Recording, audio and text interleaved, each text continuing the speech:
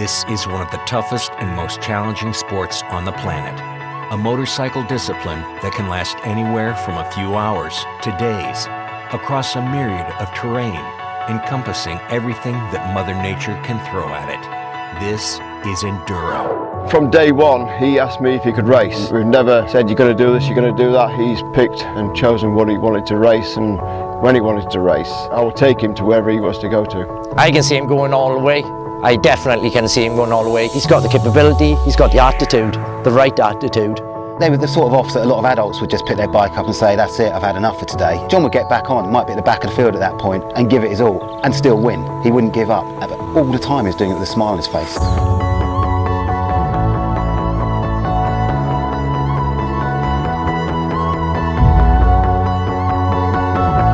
My name's John Stanley, I'm 11 years old, I'm from Hampshire and I ride Enduro.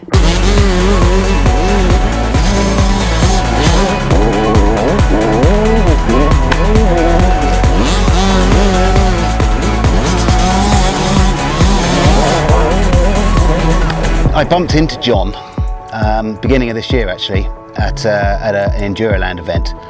He came knocking on the back of my trailer. I was there racing with my son and sort of gave it the "Hello mister, I like your trailer. Hello mister, I like your bike." And he was just a really nice young little lad, and he started having a chat and telling me that he's going to do this and he's going to win and all this sort of stuff, but not in a cocky way, just in a really nice way. I just really got to like both of them, John and Mark, and it really stuck with me how much support Mark gave John. He's sort of, Mark's one of these guys, even if he had nothing, he'd give it all to you twice over. And he did that for John. And then I noticed John was a really fast rider. He was going out and he just seemed quite naturally be able to win. And he would come off the track having won, and he had no massive ego. He would just be happy. He was delighted that he'd been riding all afternoon or all morning, and then he would just want to go and talk and get on his mountain bike and hang out with the other kids. There was just no big ego, and I really liked that. And then we started to see John really sort of knuckle down and not just win, but have determination. And all the time he would end the race and he'd go up and he'd thank his dad. He'd thank the guys who were organising the racing. He just loved riding his bike and just seemed quick. A few great ground level sponsors have been involved with John, but no one who was bringing it all together in terms of a complete package. So I thought, do you know what? I've got some time, we've got some resource. Let's see if we can give John a shot. He's 11 years old. You know, he's got that window before he goes off and finds girls and booze and maybe other things, to go out and have a chance. And I just think in life, people should have a chance, particularly if they've got a talent, they're putting the effort in. You know, what the end result will be, I don't know. But you know, I do know that he's going to get a chance at getting the best result possible.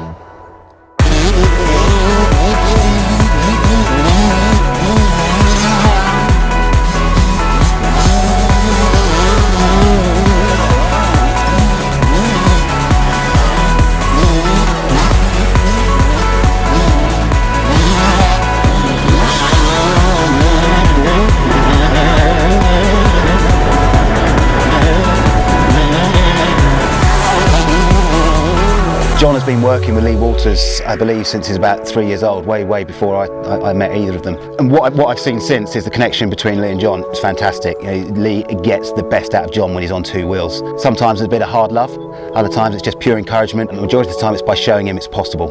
And when John sees something is possible, he gives it his best. So Lee is a great influence, and I hope he's around for a long time to keep being there by John's side. Mark introduced me to his son and he said, I want you to train him. And I said, well, he's 3 years old. And it was this little kid. He just looked at me and smiled.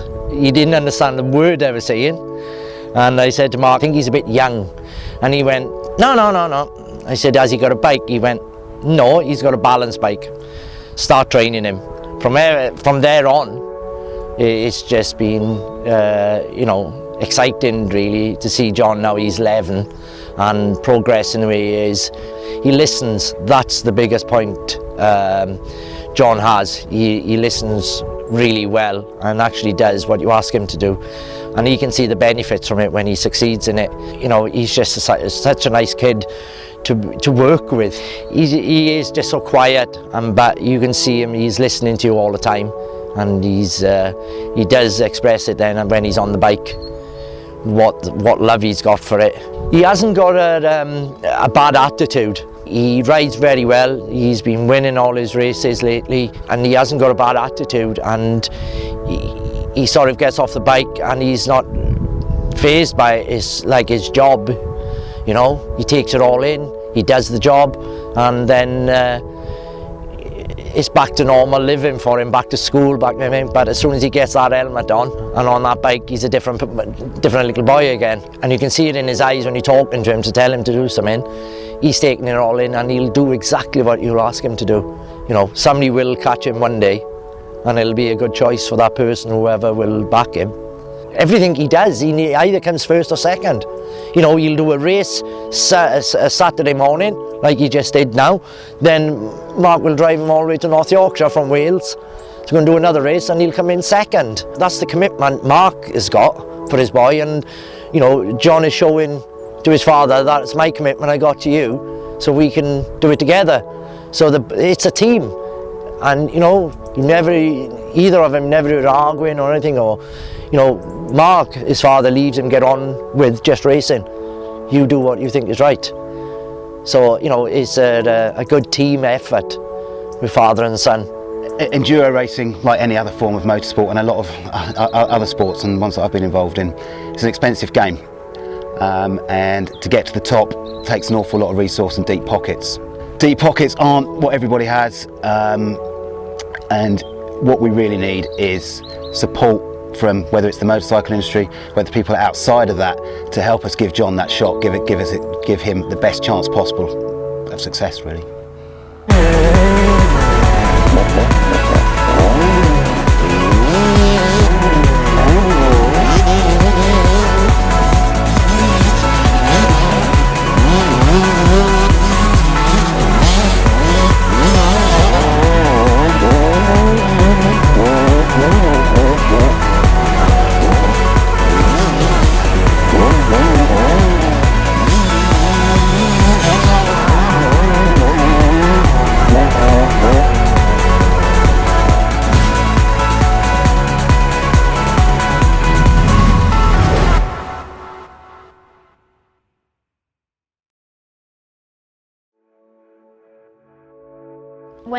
My goal is probably to go, when I get a bit older, like go to the European and world rounds and try and have a go at them and try maybe win them when I get a bit older and even quicker.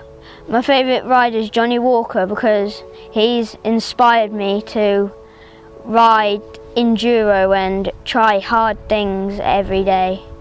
I like enduro for the challenge and for the length, because you can ride the race and then you can practice after for a few hours, and the lap is quite long, so you can get quite a big lead. If you're in the lead and you're smooth through every corner, you can get quite a big lead.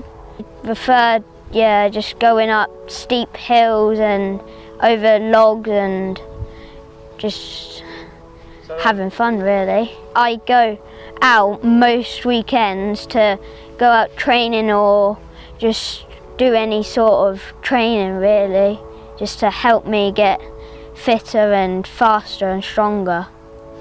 Hi, I'm Mark Stanley, John Stanley's dad. He's won every round of the Enduroland.